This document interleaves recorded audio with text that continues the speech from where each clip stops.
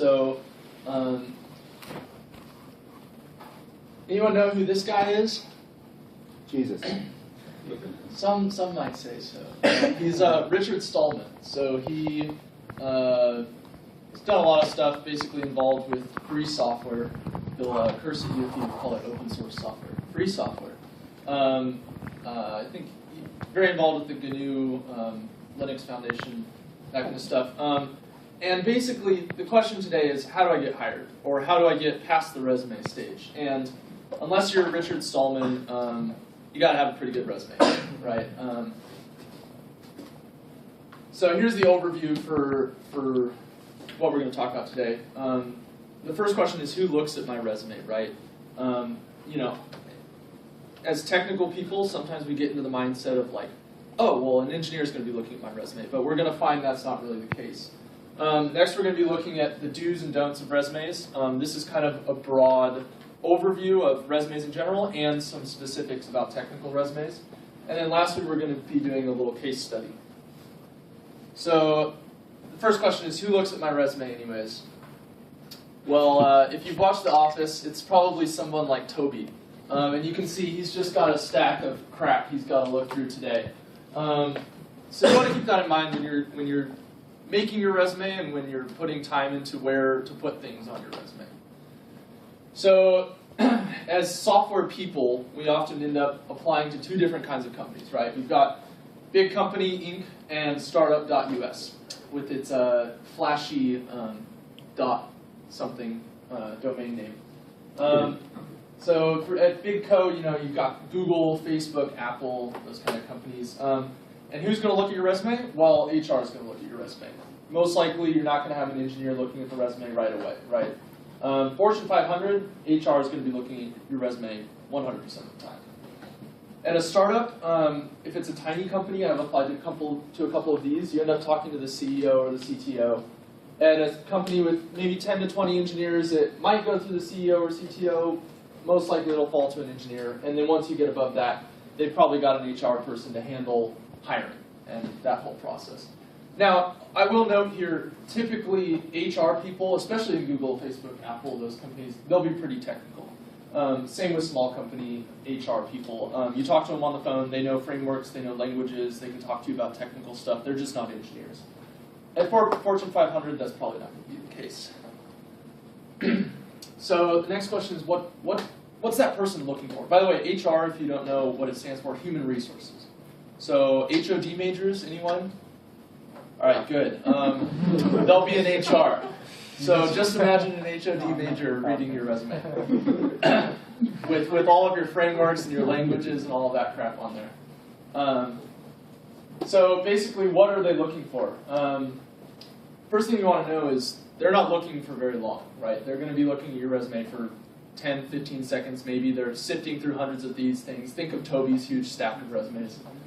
They also want to see what you did during your employment, not just who employed you, right? So sure, you have Google on your resume, but what did you do there, right? You might describe the team you worked on, but like, what did you do as a person? What did you work on? What did you build? Who reviewed your code? That kind of stuff. They're also going to be checking your degree. It helps to have a computer science degree. I think lots of us here have that pretty much covered. And then they're going to be checking a minimum GPA. If you're going into finance or something, you're going to want to have a GPA probably above 3.5. And if you're going into tech, fortunately, lots of companies don't really care about your GPA. Other possibilities are coursework, languages, your GitHub link. But if they're looking for 10 to 15 seconds, going to your GitHub is maybe a step that they're not willing to take, especially if it's HR. If you're applying to a small company, they'll probably be checking out your GitHub. So do's and don'ts. It really bothered me trying to spell do's and don'ts, so I looked up a chart, and it turns out the red one, this one, is the most frequently used one. So if it bothered you as much as it bothered me, there's your answer. All right, back into the resume talk. So here are some do's and don'ts. The first one is, I actually didn't have this on my resume, it was pointed out to me by someone, but basically you want to list your GPA out of 4.0. Most colleges have a 4.0 scale, but it's good to just be clear. So you do something like 3.92 out of 4.0. Next, you want to put your expected graduation date. So companies, especially when they're hiring full-time graduates, they might be hiring people in the spring, they might be hiring people in the summer, they don't know when you graduate, right? You're going to want to put upper division courses and elective courses, and you're going to want to use bullet points. I see a lot of people have thick, 5-line paragraphs of, this is what I did, blah, blah, blah. Well, that's really hard to grab, right? That's really hard to look through and understand what's going on. You want to use bullet points, you want to be concise and to the point. Don't use course numbers. I also see this a lot in technical resumes and resumes in general. Who knows what CS 251 is at Vanderbilt, right? I mean, MIT has, or Berkeley has CS 67, 67A, I think. Do you know what that is? Because I sure don't. Well, it turns out that it's their intro course. So don't use course numbers. Also, don't write paragraphs. I already covered that. Don't use the word I. There's a big tendency to say, I did this, I did that, I did this. Well, proper resume form is to say, worked on something, instead of I worked on something. You say, worked on implementing the front-end framework in Angular or something like that. And lastly, don't include your high school GPA, because no one really cares. You're out of high school, you're in college. What you did in high school doesn't really matter anymore. A couple more do's and don'ts. Provide a GitHub link. People are going to like to see that, especially at smaller companies. Include your email and phone number. You're going to want to show a little bit about what languages you know. For a lot of companies, this doesn't matter. If you're going to Google, they don't really care if you know Java or you know C++ or you know Python. You can do your interview in any of those languages. You're going to go there and you're going to work in one language anyways. You also want to use active sentences like I mentioned, and you want to include work dates for companies you've already worked at. So like May 2015 to August 2015 was the employment at my last job. Don'ts. Again, for finance, it's a little different. Some of them ask for SAT, ACT, but I don't recommend it on resumes. And if you have a 2400, by all means, go put it on your resume. That's probably a plus for some people, but anything else, it's probably not worth it. And don't lie. I don't know, I haven't seen it happen much, or I don't think I've ever seen it happen, but potentially it could. Some companies will end up doing background checks on you, and you're going to have to show pay stubs or something about where you worked. So it's just not worth the risk. So we're going to do a case study. This is a resume that I found online. I kind of used the template for my resume.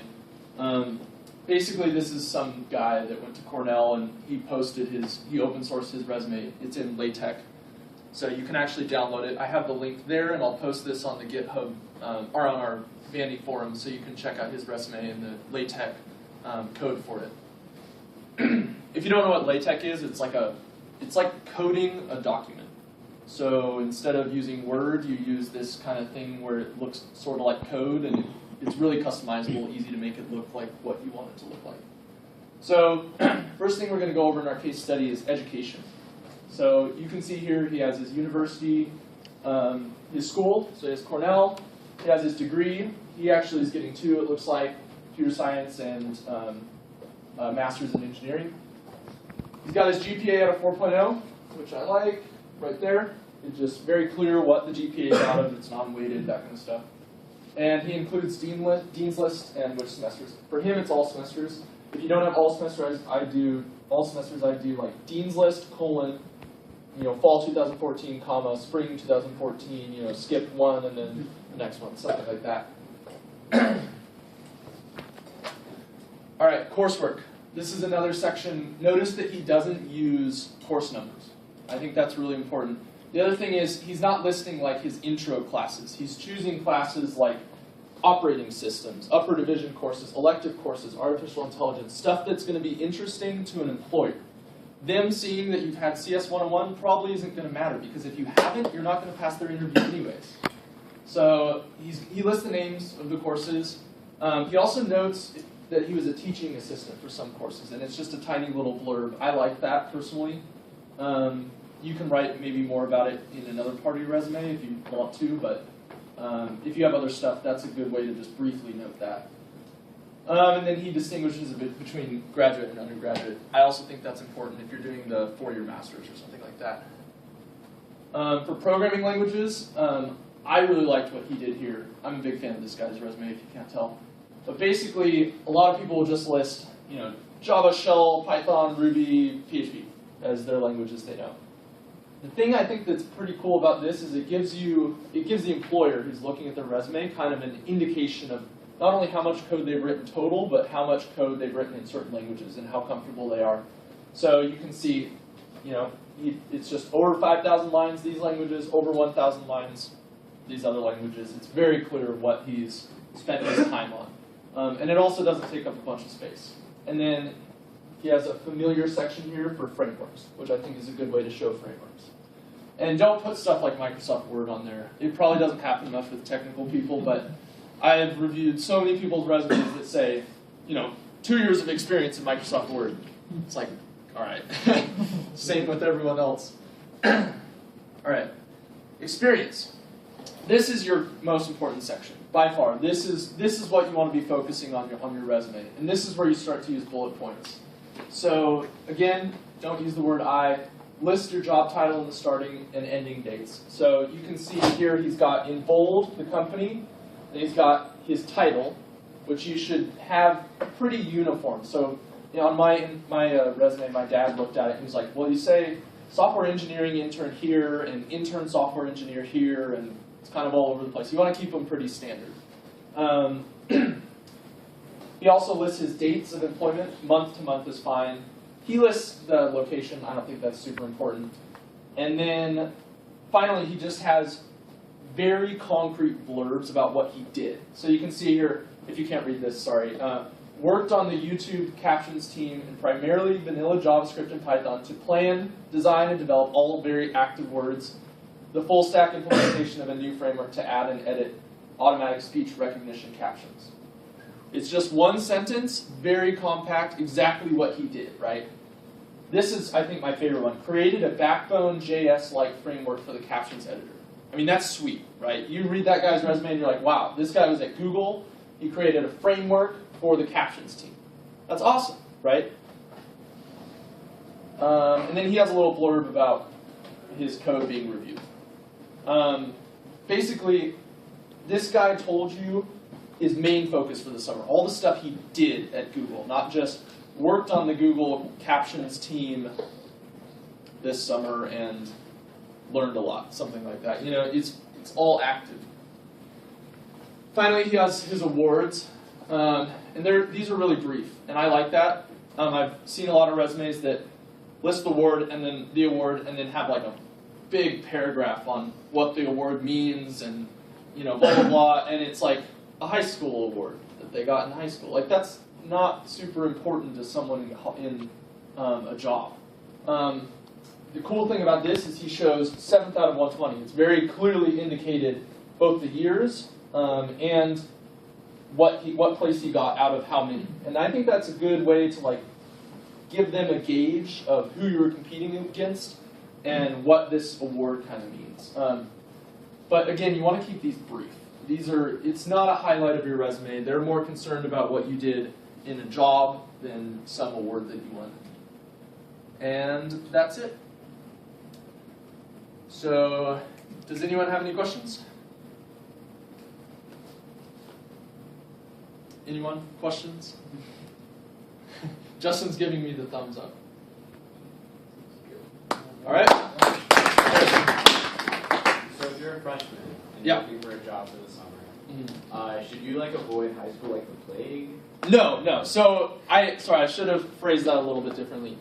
High school, GPAs, classes that you took, stuff like that, I'd leave that out. Unless maybe you're a first semester freshman in college. But even that's kind of on the edge. Jobs you worked in high school, you should absolutely include. So if you have less than 4 jobs, and you were a burger flipper at McDonald's for 2 years, and you made it to assistant manager or something, I'd absolutely include that on my resume. I mean, a lot of people have that story about when I was a kid, I was a burger flipper at McDonald's. There's nothing wrong with that. No one's going to look down on you for that if you did that in high school. So include that, but make sure, I would keep it a little bit shorter, and I would make sure to have what you learned there. But any high school jobs are fine. Yeah. Any other questions? Cool. Thank you. Thank you.